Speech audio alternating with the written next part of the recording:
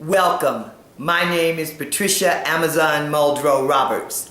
Thank you for choosing to share this time with me so I may share an important message, a call out to inspire, to encourage, and remind you what an important day November the 4th, 2014 is. November the 4th, 2014 is a day that you will cast your vote. Your vote is your voice. The November the 4th, 2014 election is a midterm election that will determine the future of America for me, you, your children, grandchildren, and future generations. This is no hype. This is a plea to the voting citizens of America to remember our power. It is our vote that will determine the future of this country.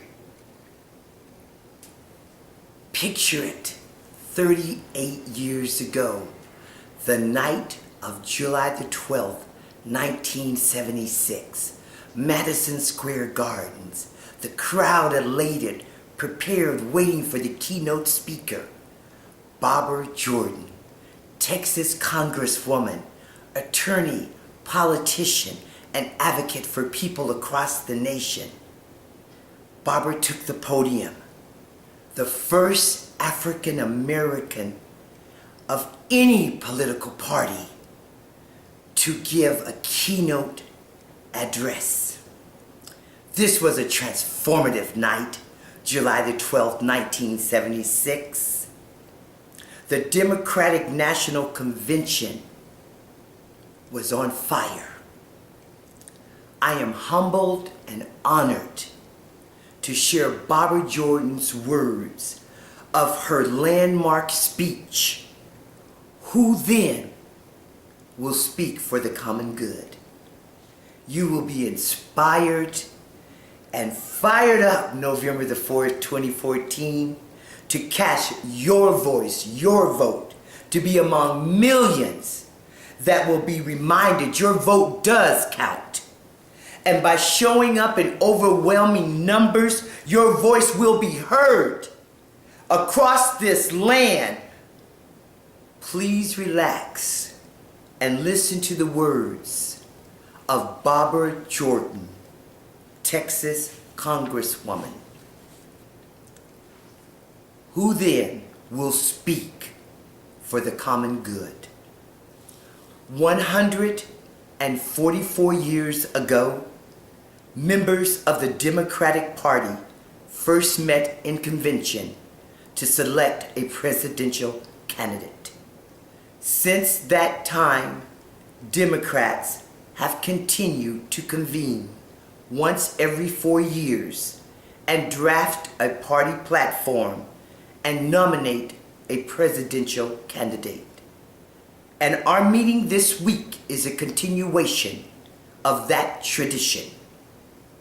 But there is something different about tonight. There is something special about tonight. What is different?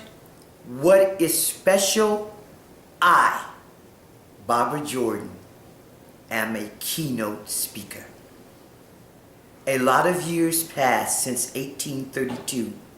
And during that time, it would have been most unusual for any national political party to ask that a Barbara Jordan deliver a keynote address.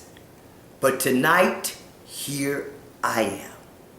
And I feel that notwithstanding the past, that my presence here is one additional bit of evidence that the American dream need not forever be deferred. Now that I have this grand distinction, what in the world am I supposed to say? I could easily spend this time praising the accomplishments of this party and attacking the Republicans, but I don't choose to do that. I could list the many problems which Americans have. I could list the problems which cause people to feel cynical, angry, frustrated, Problems which include lack of integrity in government, the feeling that the individual no longer counts, the reality of material and spiritual poverty, the feeling that the grand American experiment is failing or has failed. I could recite these problems and then I could sit down and offer no solutions, but I don't choose to do that either.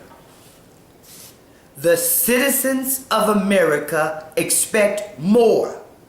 They deserve and they want more than a recital of problems. We are a people in a quandary about the present. We are a people in search of our future. We are a people in search of a national community. We are a people trying not only to solve the problems of the present, unemployment, inflation, but we are attempting on a larger scale to fulfill the promise of America. We are attempting to fulfill our national purpose, to create and sustain a society in which all of us are equal. Throughout our history, when people have looked for new ways to solve their problems and to uphold the principles of this nation, many times they have turned to political parties. They have often turned to the Democratic Party. What is it?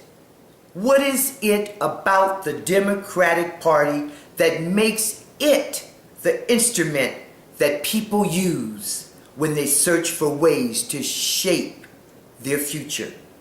Well, I believe the answer to that question lies in our concept of governing.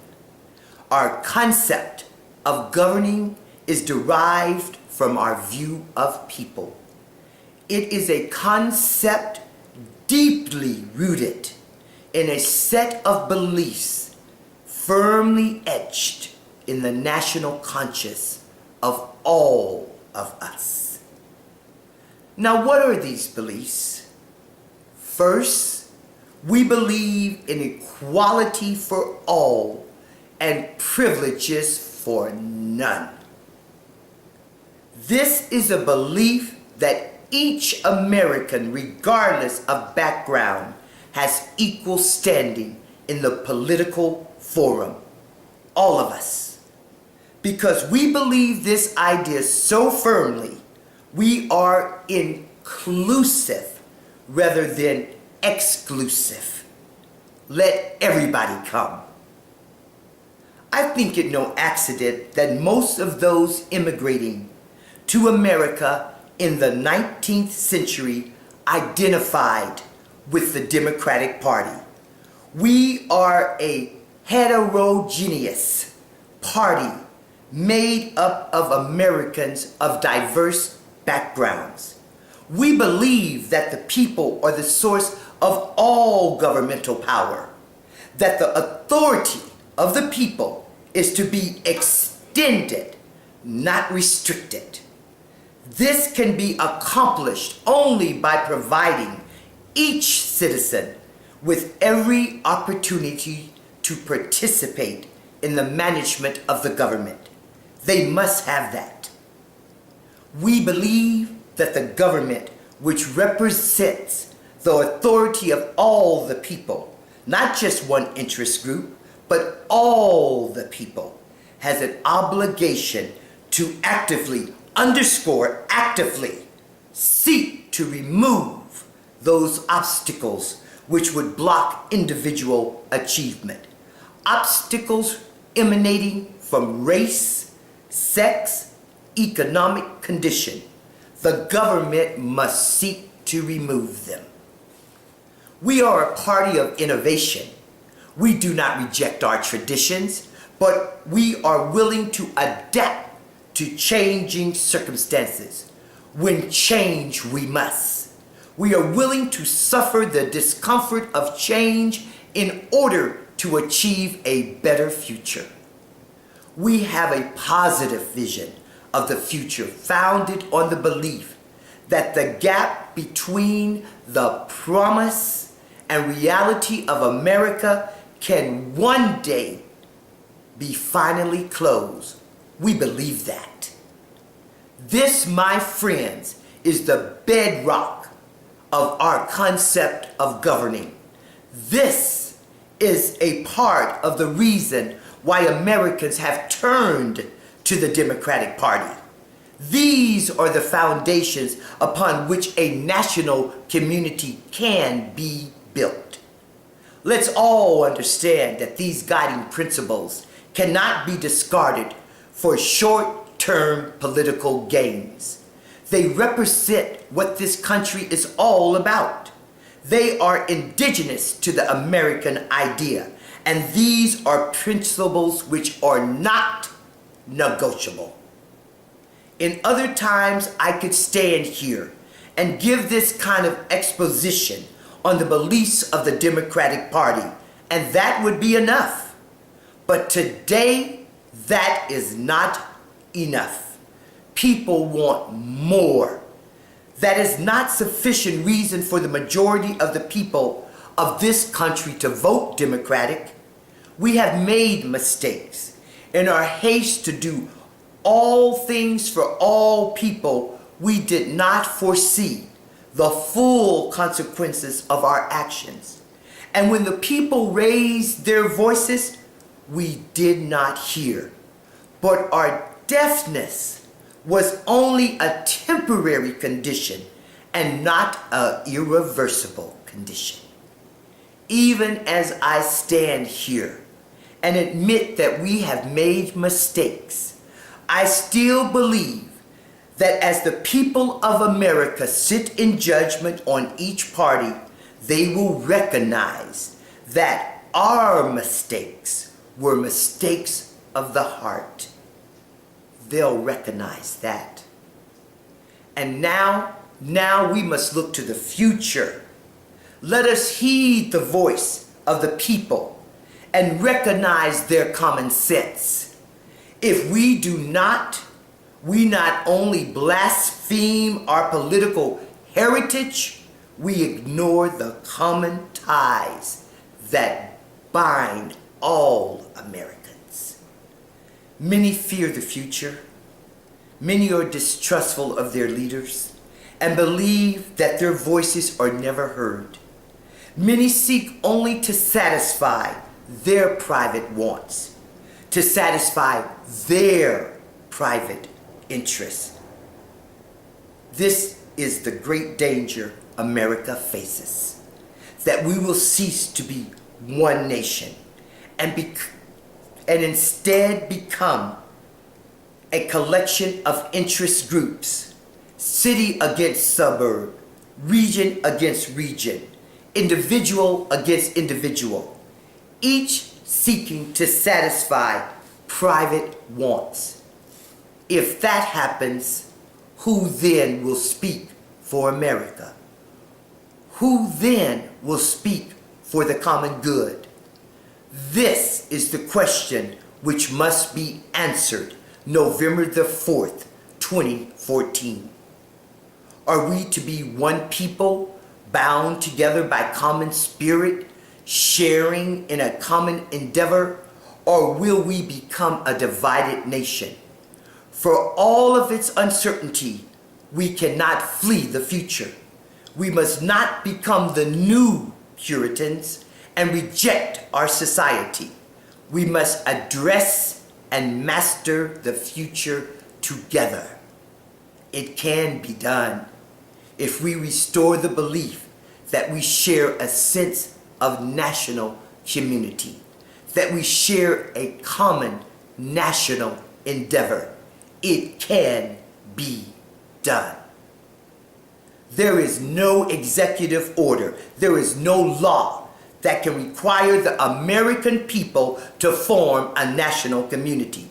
This we must do as individuals And if we do it as individuals, there is no president, no Congress of the United States who can veto that decision. As a first step, we must restore our belief in ourselves.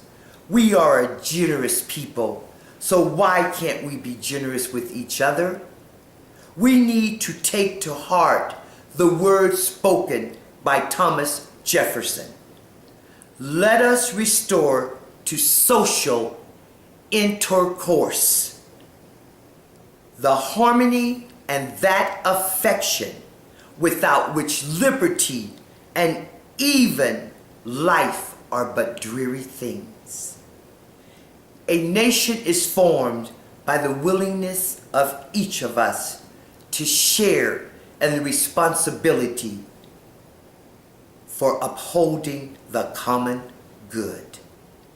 A government is invigorated when each of us is willing to participate in shaping the future of this nation.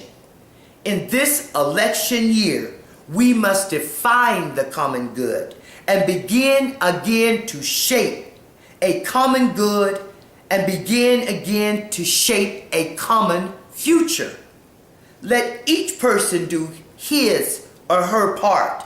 If one citizen is unwilling to participate, all of us are going to suffer. For the American idea, though it is shared by all of us, is realized in each one of us. And now, what are those of us who are elected officials supposed to do? We call ourselves public servants. But I'll tell you this, we as public servants must set an example for the rest of the nation. If we are derelict in upholding the common good, it is hypocritical for the public official to admonish and exhort the people to uphold the common good. More is required of public officials than slogans, handshakes, and press release. More is required. We must hold ourselves strictly accountable. We must provide the people with a vision of the future. If we promise as public officials, we must deliver. We as public officials propose, we must produce. If we say to the American people, it is time for you to sacrifice, to be sacrificial. If the public official says that, we, public officials, must be the first to give. We must be. And again, if we make mistakes, we must be willing to admit them. We have to do that. What we have to do is strike a balance between the idea that government should do everything and the idea, the belief that government ought to do nothing. Strike a balance. Let there be no illusions about the difficulty of forming this kind of national community.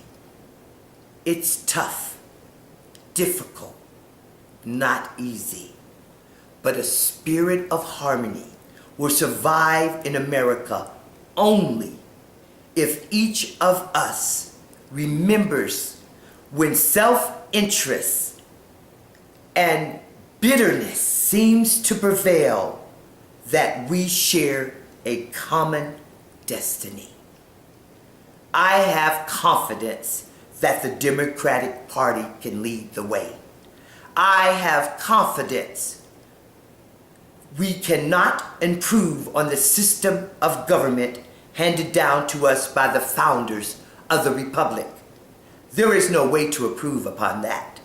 But what we can do is to find new ways to implement that system and realize our destiny. Now, I began this speech by commenting to you on the uniqueness of our Barbara Jordan making the keynote address. Well, I am going to close my speech by quoting a Republican president, and I ask you to listen to these words of Abraham Lincoln. Relate them to the concept of a national community in which every last one of us participates. As I would not be a slave, so I would not be a master. This expresses my idea of democracy. Whatever differs from this, to the extent of the difference, is no democracy.